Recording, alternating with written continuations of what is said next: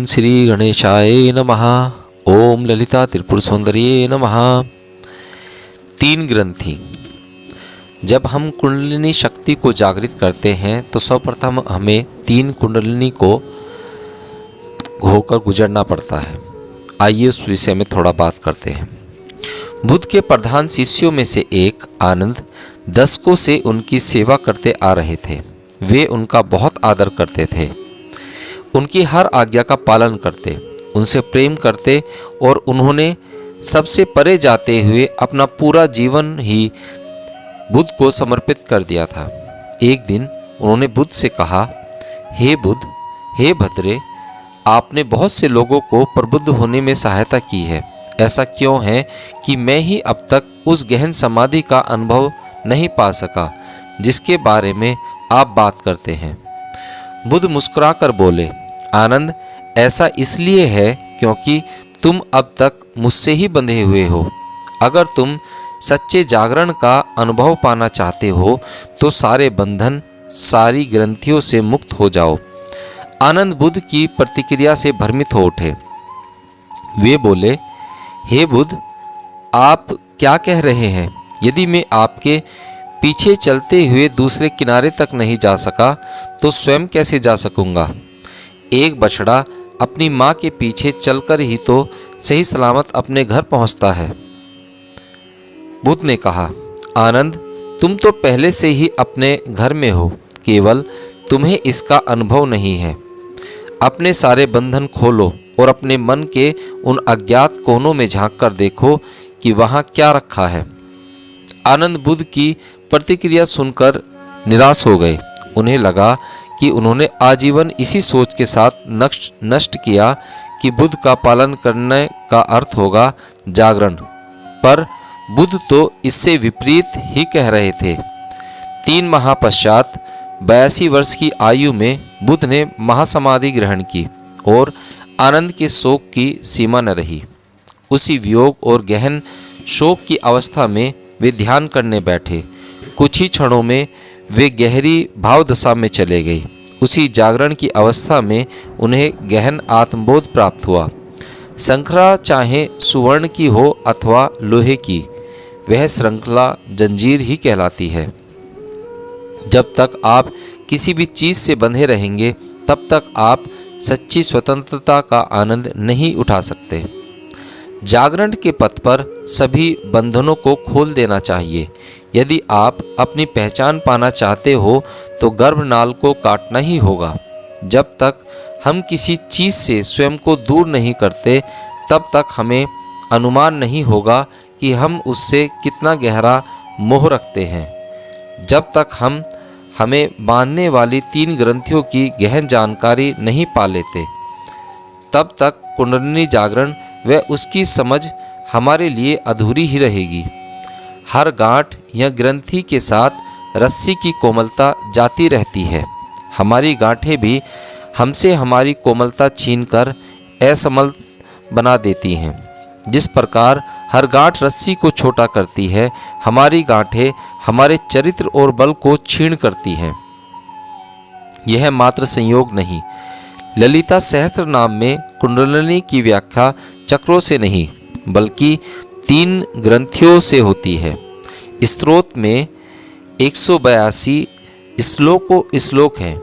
इनमें से 15 चक्रों से संबंध रखते हैं। इनमें साधना गुप्त पक्ष चक्रों की प्रकृति, उनके रूप, रंग तथा वर्ण के बारे में बताया गया है, परंतु पहले 3 श्लोक अपने आप में पूर्ण हैं। उनमें केवल यही बताया गया है कि 3 ग्रंथियों को भेदने के बाद कुंडलिनी कैसे जागृत होती है। उसके बाद जाकर ही चक्रों का विवरण आता है। इन ग्रंथियों को अपने आप में खोलना ही एक प्रकार की साधना है और किसी भी अन्य साधना की तरह इसके साथ भी बाहरी और आंतरिक दोनों प्रकार की बाधाएं शामिल हैं। बाधाओं से मुक्ति पाना। किसी भी प्रकार की साधना में 2 प्रकार की बाधाएं पाई जाती हैं, बाहरी व आंतरिक।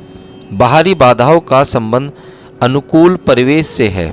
इसमें प्राकृतिक आपदा, असुरक्षित स्थान, सामाजिक सहयोग का अभाव, उचित भोजन व साधनों का न मिलना आदि आता है। बाहरी चुनौतियां दो प्रकार की होती हैं। आदि भौतिक, ये बाधाएं साधनों के अभाव में आपकी प्रगति में बाधा बनती हैं। और आदि दैविक, प्रकृति की ओर से उत्पन्न होने वाले बाधाएं जैसे तूफान, वन्य पशु आदि। बाहरी बाधाओं से पार पाना कठिन नहीं होता। आप अपनी जरूरत के अनुसार जगह बदल सकते हैं और ये चुनौतियां दूर हो जाएंगी।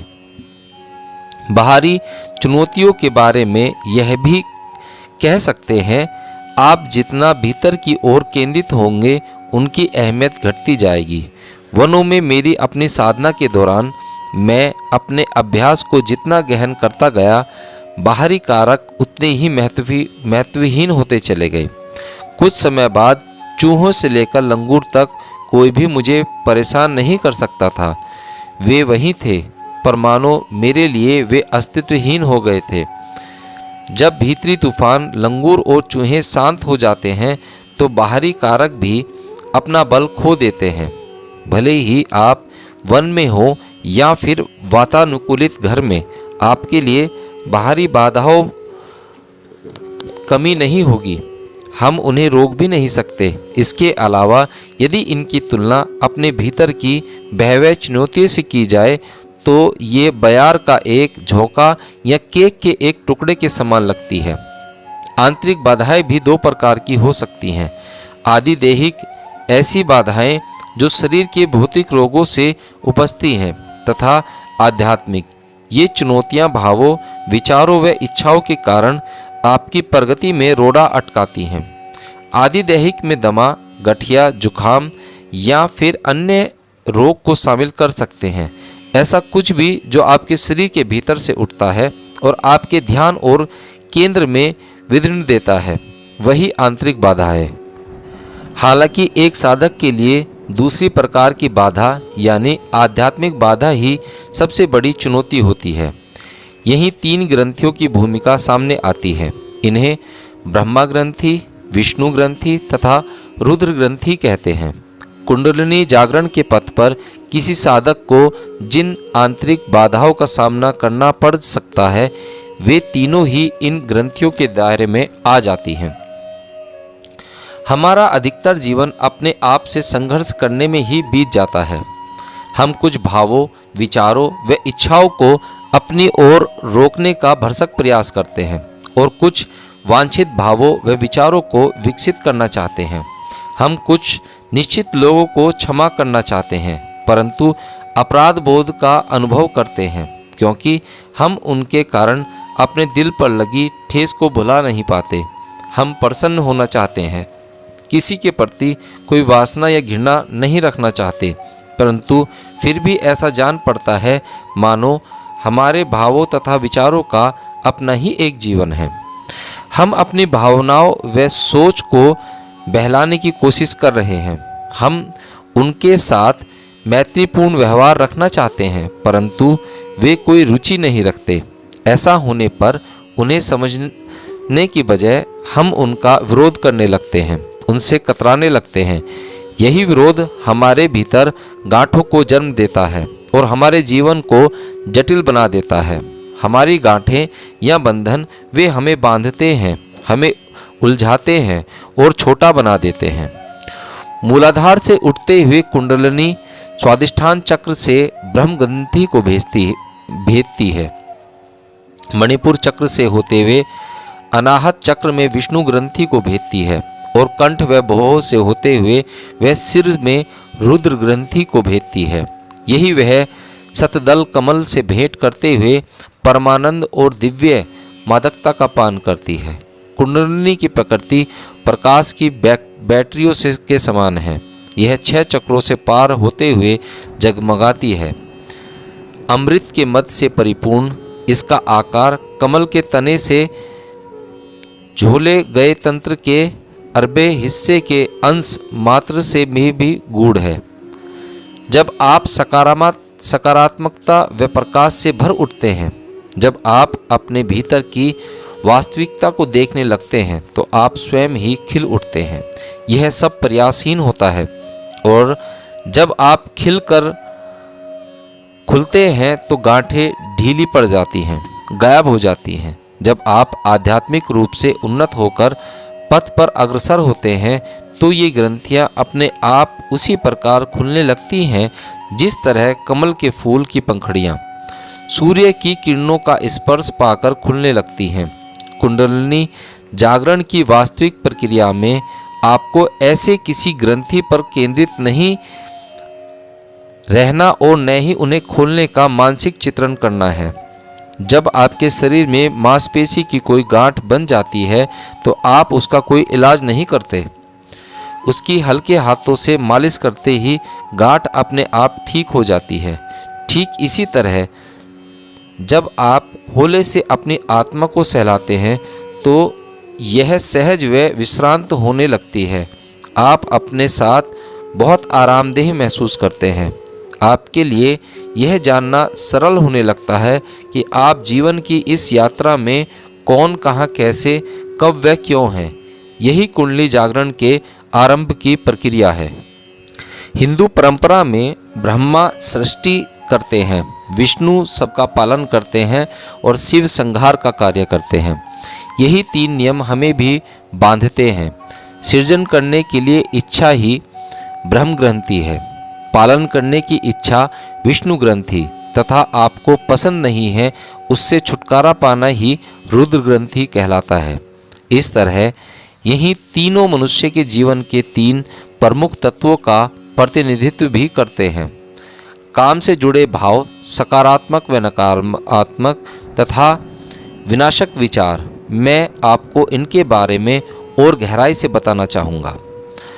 सर्वप्रथम ब्रह्म ग्रंथि। ब्रह्म सर्जन का प्रतिनिधित्व करते हैं और वे ही वंश वृद्धि का पक्ष भी रखते हैं। इस प्रकार यह कोई संयोग नहीं, ब्रह्म ग्रंथि आपके स्वादिष्ठान चक्र जननांग अंगों में पाई जाती है। कुंडलिनी रीढ़ की हड्डी के आधार से मूलाधार चक्र से आरंभ होती है, जहाँ सबसे अधिक स्नायु जाल पाया जाता है। किसी भी मनुष्य में कुछ रचने की इच्छा ही सर्वोपरि और बलशाली इच्छा होती है, क्योंकि इस इच्छा का सीधा संबंध आपके भीतर छिपी रचनात्मक ऊर्जा को मुक्त करने से जुड़ा है। आप इसे सेक्स या काम वासना का नाम दे सकते हैं। काम केवल आपकी वासना को शांत करने का दूसरा नाम नहीं है, यह आपका सबसे रचनात्मक पक्ष भी है। प्रकृति आपको विवश करती है, आपको बारंबार उन मांगों की खोज के लिए उकसाती है जहां आप अपनी रचनात्मक ऊर्जा का प्रयोग कर सकते हैं। प्रकृति का एकमात्र धर्म है विकास और उस सृष्टि के प्रत्येक जीव को उसके अनुसार ही रचा गया है। किसी भी साधक के लिए सबसे पहली चुनौती यही होती है कि उसे काम संबंधी विचारों व इच्छाओं से उबरना होता है। इस बात से मेरा यह तात्पर्य नहीं है कि आप आजीवन ब्रह्मचर्य साध लें। हो सकता है कि आपको आरंभिक चरणों में इसका अभ्यास करना पड़े। आपके विचारों को एक उचित दिशा देने के लिए ही संयम का अभ्यास किया जाता है। जब आप जानते हैं कि आप एक निश्चित समय के लिए किसी खास चीज़ को नहीं पा सकते, तो ऐसे में आपके लिए अपने मन को नियंत्रित करना सरल हो जाता है। मान लीजिए आप कोई महत्वपूर्ण पत्र या लेख लिख रहे हों और अचानक आपके स्क्रीन पर किसी ईमेल के आने का संकेत आ जाए।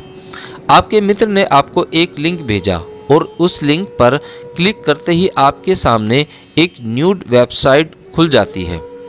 आप लेख को पढ़कर ख़त्म करते हैं तो नीचे ही उससे संबंधित लेखों के लिंक दिए गए हैं। आप उनमें से एक को क्लिक कर पढ़ने लगते हैं।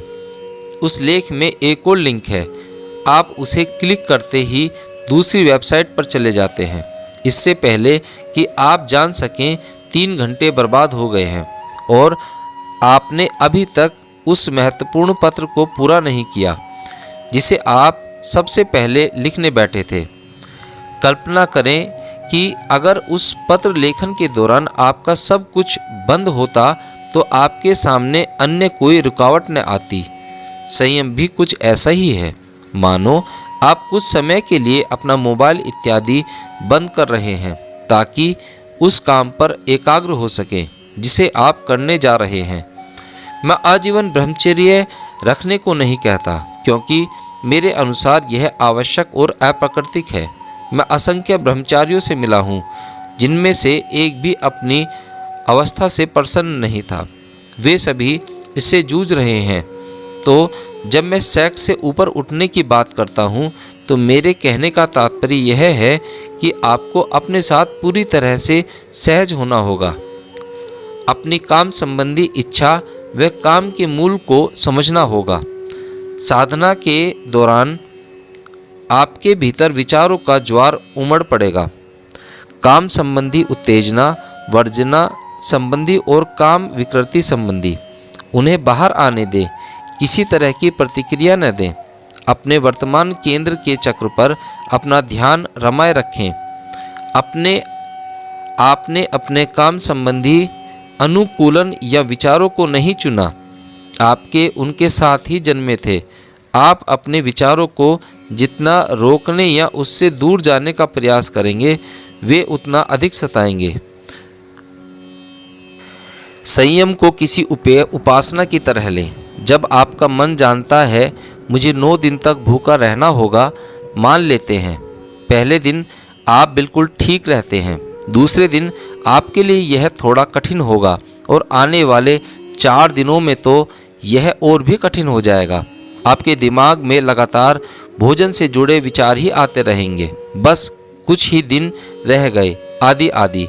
9वें दिन के अंत में जब आपको भोजन करने का अवसर मिलेगा तो इस बात की संभावना अधिक है कि आप सामान्य भोजन से कहीं अधिक मात्रा में भोजन कर लें। सेक्स भी मन और शरीर के लिए भोजन का काम करता है। एक बार मेरे पास एक व्यक्ति आए। उनकी आयु 70 के मध्य रही होगी।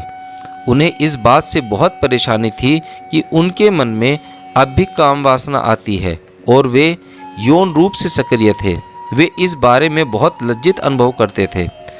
उन्होंने कहा, मैं कई वर्ष पूर्व सेवानिवृत्त हो चुका हूँ, पर अब भी मन में यौन संबंधी विचार आते हैं। मैंने कहा, इसमें कोई हर्ज नहीं। आपके शरीर और जनन अंगों को तो नहीं पता कि आप रिटायर हो गए हैं। मैंने आगे कहा, सेक्स भी भोजन की तरह है। जब तक आप भोजन करते रहेंगे, आपका शरीर सेक्स की मांग भी करता रहेगा। मन कभी रिटायर नहीं होता। तो इस तरह मैं एक बुरा व्यक्ति साबित नहीं होता। इसके विपरीत आप तो एक सामान्य व्यक्ति हैं। आपको किसी ऐसी चीज़ के बारे में भी शर्मिंदा होने की ज़रूरत नहीं जिसे आपने अपने लिए नहीं चुना। मन को उससे कोई अंतर नहीं पड़ता कि आप काम से रिटायर हो गए हैं या आप वरिष्ठ नागरिक बन गए हैं। यह तो हमेशा की तरह जीवंत रहता है। जिस तरह आपके मन में कोई अच्छी चीज़ खाने या बढ़िया कपड़ा पहनने की इच्छा हो सकती है या कहीं बाहर जाने का मन हो सकता है, आपके मन में इसी तरह यौन संबंध बनाने की इच्छा आ सकती है। अगर आप इन्हें अनावश्यक महत्व नहीं देते तो ये भी अन्य विचारों की तरह ही है। अगर आप इन्हें अनावश्यक संबंध नहीं देते तो ये भी अन्य विचारों की तरह ही है। वे सामने आते हैं, एक क्षण के लिए ठहरते हैं और ओझल हो जाते हैं। कुल मिलाकर कहा जा सकता है कि ब्रह्म ग्रंथि केवल काम संबंधी ग्रंथि नहीं है। ब्रह्मा केवल प्रजनन ही नहीं बल्कि सर्जन का भी प्रतिनिधित्व करते हैं। अगर हमारी रचनात्मक ऊर्जाओं को निखारने के लिए केवल सेक्स ही पर्याप्त होता तो आज हम ऐसी चूहा दौड़ का हिस्सा न होते। भले ही कोई धनी हो या निर्धन, करोड़पति हो या अरबपति, एक स्थानीय मंत्री हो या प्रधानमंत्री, प्रत्येक व्यक्ति अपने लिए यथासंभव बड़े से बड़ा हिस्सा पाने की कोशिश में जुटा है। वे कुछ रचना चाहते हैं, जो कर चुके हैं उससे कहीं अधिक कुछ करना चाहते हैं, और यही इस ग्रंथि का दूसरा पक्ष है, कुछ रचना। ब्रह्म ग्रंथि सर्जन, विस्तार व गणना का प्रतिनिधित्व करती है। इसमें कोई संदेह नहीं कि लाखों लोगों को प्रतिदिन कड़ा परिश्रम करना पड़ता है ताकि वे अपना पेट भर सकें। इसके साथ ही ऐसे लाखों लोग मौजूद हैं जो निरंतर धन का संग्रह कर रहे हैं, पदोन्नतियों, बड़े घरों, बड़ी कारों आदि की आस लगाए बैठे हैं। वे और अधिक अर्जन करने के लिए कड़ा परिश्रम करते हैं और फिर वे और अधिक व्यय करते हैं, फिर वे और अधिक कमाते हैं ताकि अपने सारे व्यय पूरे कर सकें। यही 21वीं सदी की बुद्धिमत्ता और जीवन शैली हो गई है। मैं यह नहीं कह रहा कि यह सही है या गलत है, यह आपका निजी चुनाव है। जब हम चक्र साधना करते हैं तो आपको और अधिक पाने की इच्छा के लोभ से मुक्त होना होगा। आभार और सजगता चीनी कांटों की तरह है। आपको भोजन के लोभ से रोकने के लिए दोनों चाहिए। जब एक साधक उन्नति करते हुए यौन व सृजन संबंधी विचारों से ऊपर उठता है तो उसका मन शांत व स्थिर होने लगता है। व्याकुलता के बवंडर शांत हो जाते हैं और भीतर से प्राकृतिक रूप से अहोभाग्य सामने आता है। सही मायने में मेरे पास सब कुछ है। जिस प्रकार पूरी तरह से खिला हुआ फूल मधुमक्खी को स्वयं ही आकर्षित करता है, सृजन और प्रजनन से परे से गया वह मन भी अलग तरह के विचारों की ओर को अपनी ओर खींचता है। अब दूसरी ग्रंथि के बारे में उलझी अलग प्रकार की इच्छाएं मन में उपजती हैं। विष्णु ग्रंथि। कहीं न कहीं हमारे भीतर स्थायित्व पाने की गहरी इच्छा ही कष्टों का मूल है। हम इस जगत के अस्थिर स्वभाव के साथ आरामदेह महसूस नहीं करते। हम अपने आनंद, सुख व उपलब्धियों को शाश्वत बना देना चाहते हैं। हमें यह विश्वास करने में कठिनाई होती है कि सब अस्थायी है। हम अपने प्रियजन को कभी खोना नहीं चाहते और यदि हम उन्हें अपने साथ रख पाते तो शायद उन्हें हमेशा अपने साथ ही रखना चाहते। किसी चीज़ को थामे रहने और हमारे पास जो भी है उसे संभाले रखना ही हमारी हार्दिक इच्छाओं में से एक है। ऐसी इच्छा ही हमें सीमित करती है, यह हमें बांधती है। यही दूसरी ग्रंथि है, विष्णु ग्रंथि। विष्णु का स्थान हृदय चक्र में है। सदैव प्रसन्न रहने की हमारी इच्छा के आधार पर यह लगातार काम करते रहते हैं और ऐसा काम करते रहते हैं कि हमारी पराजय न हो। यही आसक्ति ही सारे भावों का मूल है और भाव ही किसी भी साधक के लिए सबसे बड़ी दूसरी बाधा है। जब आप ध्यान के दौरान अपने मन को शांत करते हैं तभी आप अपने भावों के प्रति सबसे अधिक सजग होते हैं। वे केवल सकारात्मक या नकारात्मक भाव नहीं बल्कि दोनों का ही मिश्रण है, क्योंकि ये वे विचार हैं जिन्हें आपने नहीं छोड़ा, अब उन्होंने आपके हृदय में स्थान बना लिया है। आपको पश्चाताप, अपराधबोध, गुस्सा, जलन, ईर्ष्या, बैर, आनंद, शांति व आदि से होकर गुजरना पड़ता है। जब आप अपने विचारों को बाहर नहीं आने देते और वे भीतर ही भीतर कुलबुलाते हैं तो इच्छाएं भावों में बदल जाते हैं। विष्णु सृष्टि के पालक हैं। आपकी इच्छाएं और भाव का ही जीवन का आधार है। एक पल के लिए इस बारे में सोचें। हम में से अधिकतर लोग केवल उस दिशा में काम कर रहे हैं जिसे हम पाना चाहते हैं या हमें जिसकी परवाह है। इच्छाओं तथा भावों की ग्रंथियां किसी भी गंभीर साधक के लिए दूसरी बाधा बन जाती हैं। क्या आपको इच्छाओं का त्याग कर भावों से रहित हो जाना चाहिए? सच तो यही है कि इच्छा और भाव हमें मनुष्य बनाते हैं। वे हमें यह बनाते हैं जो हम हैं। इच्छाओं और भावों से पूरी तरह मुक्ति पाना इतना सरल नहीं है। हो सकता है कि आपके मन में धनी या प्रसिद्ध होने की लालसा न हो, पर इसका अर्थ यह नहीं कि आप इच्छा से मुक्त हो गए हैं। आज कुछ अलग खाने की इच्छा, अपने प्रियजन से बात करने की इच्छा, कोई फिल्म देखने की इच्छा, अपना मनोरंजन करने की इच्छा, ये सब इच्छाएं ही तो हैं। आपको अपनी किसी इच्छा को पूरा करने में जितना श्रम करना पड़ता है वह उतना ही आनंद देती है, संतुष्टि का अनुभव देती है। इसका अर्थ यह नहीं कि आपका यह अनुभव लंबे समय तक बना रहेगा। इसका सीधा सा अर्थ यही है कि जब आपको इससे अधिक परिश्रम करना होगा और किसी चीज़ को पाने से अधिक संतुष्टि मिलेगी तो यह आनंद का अनुभव और अधिक हो जाएगा। हमारे पास जो भी आता है उसे हम कैसे स्वीकारते हैं, उसी से हमारी भावात्मक अवस्था परिभाषित होती है और यही अवस्था इन परिस्थितियों के बदले में हमारी प्रतिक्रिया को प्रभावित करती है। कोई आपकी आलोचना करता है तो आप उसे स्वीकार या अस्वीकार नहीं कर सकते। इससे आपके भीतर नकारात्मक भाव पैदा होगा। हो सकता है कि इससे आपको नीचा महसूस हो या आप आलोचक की निंदा करें। इस मानसिक अवस्था में हो सकता है कि आप कुछ ऐसा कहें या करें जो आप सामान्य अवस्था में न करते। अगर आप चुपचाप अपनी निंदा को स्वीकार करते हुए अपने मन से बाहर जाने दें तो आपके भीतर नकारात्मकता नहीं उपज सकती। किसी भंवर की तरह शांत ताल में तैरना ज़्यादा आसान है। जब आप इस बात को समझ लेते हैं कि चक्रों पर ध्यान देते हुए आपको भावों और विचारों पर प्रतिक्रिया देने की आवश्यकता नहीं है तो वे आपके लिए थोड़े कम गहन हो जाते हैं। जब उनकी गहनता घट जाती है तो वे कोई भंवर नहीं बल्कि एक शांत तल बन जाते हैं और तब आप देख सकते हैं कि तल में क्या पड़ा है। सब कुछ पारदर्शी तरीके से स्पष्ट हो उठता है। आपके भावों से क्षणिक तरंगे तो उठेंगी किंतु वे बड़े भंवर नहीं बनेंगे। जब आप अपने काम संबंधी विचारों से ऊपर उठते हुए भावों से विलक होंगे तो आपको अवशेष दिखाई देने लगेंगे।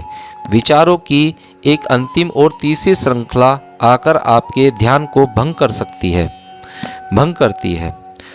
तीसरी है रुद्र ग्रंथि।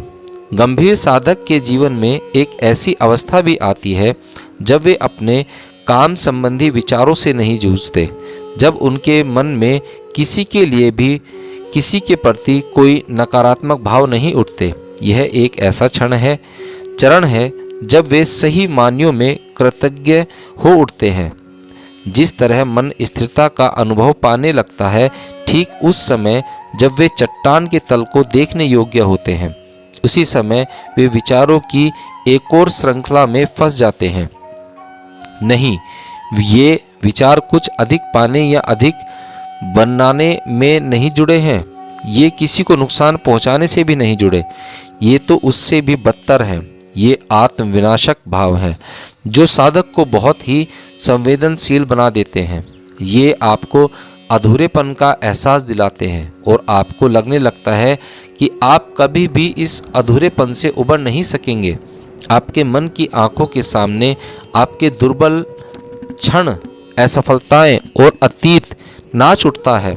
आप अपने भीतर छिपी समृद्धि की बजाय उन बातों पर केंद्रित करने लगते हैं जो आपके पास नहीं है।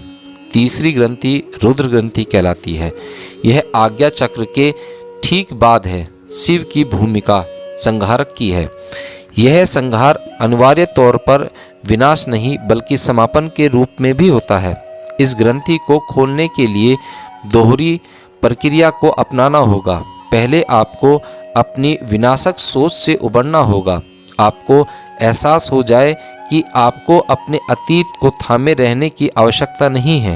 आप समझ सकें कि आप अपने बीते हुए कल को आने वाले कल पर हावी नहीं होना देना चाहते। जब आप उस सजगता और वचनबद्धता के साथ ध्यान लगाते हैं तो विनाशक विचार उसी तरह ओझल हो जाते हैं जैसे ताली की तेज आवाज़ से पक्षी डर कर उड़ जाते हैं। दूसरी अवस्था इस बोध से जुड़ी है कि सारे विचार अपने आप में खाली होते हैं, इनमें कोई सार नहीं होता और अगर मैं उन्हें महत्व नहीं देता तो वे अपने आप कुछ नहीं कर सकते। अगर आप ध्यान से देखें तो आप पाएंगे कि हर दिखाई देने वाली वस्तु का एक मूल, एक निश्चित जीवन अवधि तथा समापन का एक बिंदु है।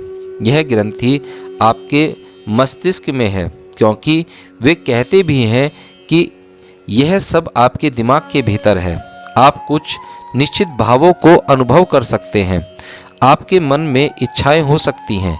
आप शारीरिक आत्मिकता की इच्छा रख सकते हैं। अगर आप अपने मस्तिष्क से उस सोच को निकाल सकें तो इच्छा या भाव इस तरह द्रोहित हो जाएंगे मानो उनका कभी कोई अस्तित्व था ही नहीं। इस ग्रंथि को खोलना सबसे कठिन होता है, यही आपके लिए सबसे कठिन रहा है। रुद्र ग्रंथि को खोलने से आप चक्र ध्यान के समय उठने वाले विचारों को भी समाप्त कर सकते हैं। यही कुंडली जागरण की अंतिम अवस्था है और सबसे गहन भी है। दृढ़ समर्पण और लगन और एकाग्रता के साथ साधक को शिव की तरह योगी बनना पड़ता है ताकि इस ग्रंथि को खोला जा सके। जब आप प्रगति करने लगते हैं तो आप बिना किसी प्रयास के अपनी सोच के लिए सजग होने लगते हैं। जिस तरह एक पक्षी स्वाभाविक तौर पर उड़ सकता है और एक मछली प्राकृतिक तौर पर तैर सकती है, उसी तरह आप भी प्राकृतिक तौर पर सजग हो उठते हैं। भले ही कोई ग्रंथि कितनी कठोर या उलझी हुई क्यों न हो, आप इसे खींचे बिना नहीं खोल सकते। कुंडलिनी ध्यान में कुंठा या आधार्य का कोई काम नहीं। एक गंभीर साधक जानता है कि उसे कितना धीरज रखना होगा।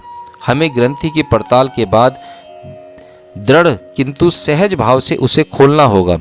इस तरह आपका ब्रह्मा, विष्णु और रुद्र ग्रंथि को देखना चाहिए। थोड़ी पड़ताल, थोड़ा निरीक्षण, बहुत सारा धैर्य और प्रयास, इन सब के मेल से आप इस ग्रंथि को खोल सकेंगे। तब कोई ग्रंथि इतनी कठोर नहीं रह जाती। अगर आप इस पथ पर चलते हुए धैर्य न हारें तो आप वही नतीजे पा सकते हैं जो आप पाना चाहते थे। यही कारण है कि मैं इसे कोई दर्शन नहीं बल्कि चक्र विज्ञान कहता हूँ। इसमें एक सुनिश्चित कारण तथा प्रभाव का संबंध है। इस दिव्य लीला में कुछ भी कारण तथा प्रभाव के बिना नहीं घटता। सब कुछ बहुत ही सुंदरता के साथ आपस में जुड़ी हुई, अंतर्निर्भर तथा पक्षपात से परे है। हरिओम।